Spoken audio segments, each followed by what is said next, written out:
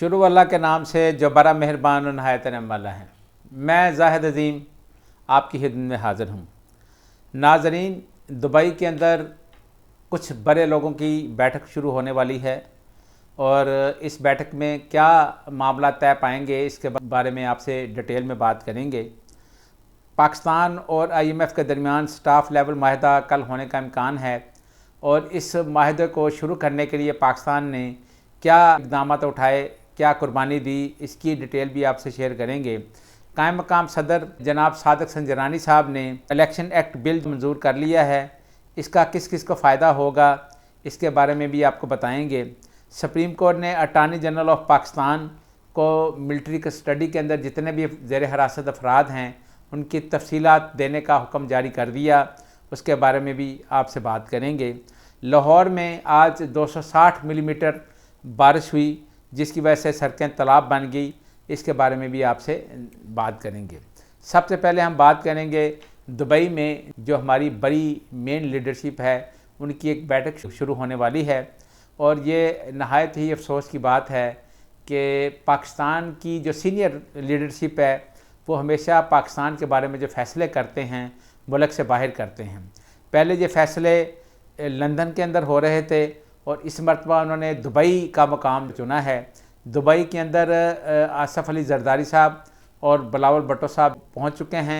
दूसरी तरफ मियां नवाज शरीफ साहब भी लंदन से दुबई पहुंच चुके हैं और मियां शहबाज शरीफ साहब जो वज़ीर-ए-आज़म पाकिस्तान हैं वह भी दुबई में मौजूद हैं। जहांगीर तरीन साहब के ख़ुसूसी नुमाइंदे ओन चौधरी साहब भी एक पैगाम लेकर दुबई रवाना हो गए हैं। दुबई के अंदर बड़े जो लोग हैं जिनकी ये बैठक शुरू होने वाली है, इसके अंदर कुछ अहम मामला के ऊपर मशावरत होगी। हुकूमत में जो इस वक्त दो बड़ी स्टेक होल्डर पार्टी हैं, पाकिस्तान पीपल्स पार्टी और नून लीग, इनके दरमियान काफ़ी इख्तलाफात आजकल इस्लामाबाद में बाज़गश कर रहे हैं। आने वाले दिनों में जब हुकूमत का टेन्योर ख़त्म हो जाएगा और इलेक्शन अनाउंस होंगे तो उसके बाद एक निगरान जो सेटअप आएगा, उस निगरान सेटअप के हवाले से भी दोनों पार्टियों के दरमियान काफ़ी इख्तलाफात हैं, क्योंकि पाकिस्तान पीपल्स पार्टी अपनी मर्ज़ी का निगरान वज़ीर-ए-आज़म बनाना चाहती है, जबकि जो नून लीग है वो इसके ऊपर राज़ी नहीं। नून लीग जो है वो कुछ और चाह रही है और पाकिस्तान पीपल्स पार्टी जो है उसकी कुछ और मंशा है। पाकिस्तान पीपल्स पार्टी और मुस्लिम लीग नून के दरमियान पंजाब के अंदर और सिंध के अंदर सीट एडजस्टमेंट के हवाले से भी बात होगी।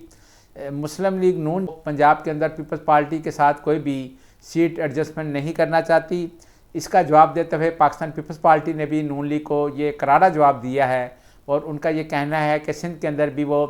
नून लीग को वहाँ पर सीट एडजस्टमेंट कोई नहीं करेगी। यानी दोनों जो पार्टियाँ हैं वो किसी तौर पर अभी राज़ी नहीं हैं कि अपने अपने सूबे के अंदर वो सीट एडजस्टमेंट करें। दूसरा, आपने देखा होगा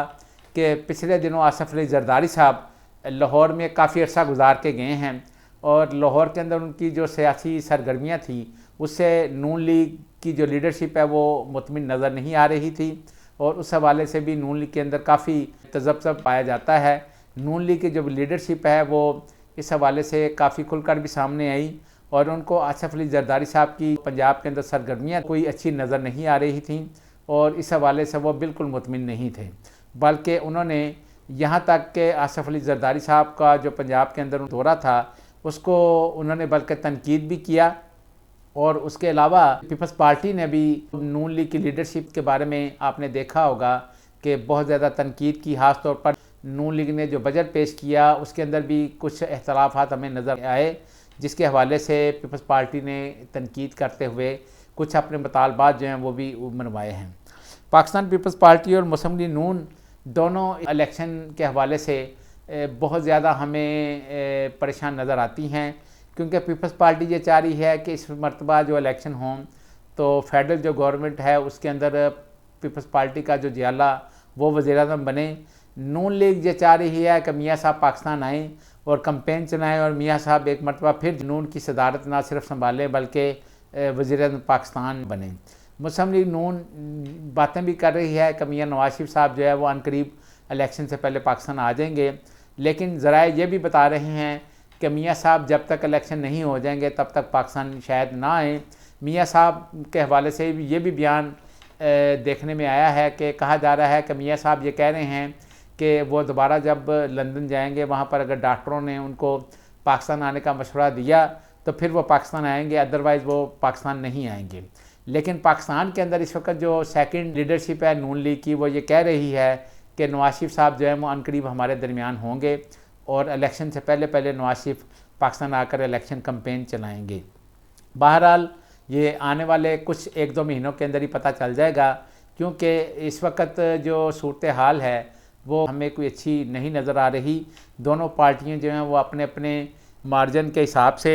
ज़्यादा से ज़्यादा जो है वह हुकूमत में शेयर लेने के चक्कर में काफ़ी मुतहरक नज़र आ रही हैं और दोनों पार्टियां इस मामले के ऊपर काफ़ी खुलकर सामने भी आ चुकी हैं। ओन चौधरी साहब भी जहांगीर तरीन साहब का एक ख़ास पैगाम लेकर दुबई रवाना हो चुके हैं और जहांगीर तरीन साहब की जो पार्टी है उसको भी किंग पार्टी के तौर के ऊपर देखा जा रहा है। बहरहाल ये आपको बताते चलें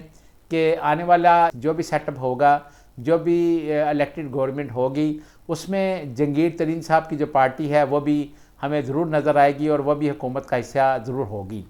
पाकिस्तान और IMF के दरमियान स्टाफ लेवल जो माहदा है वो कल शुरू होने का इम्कान है।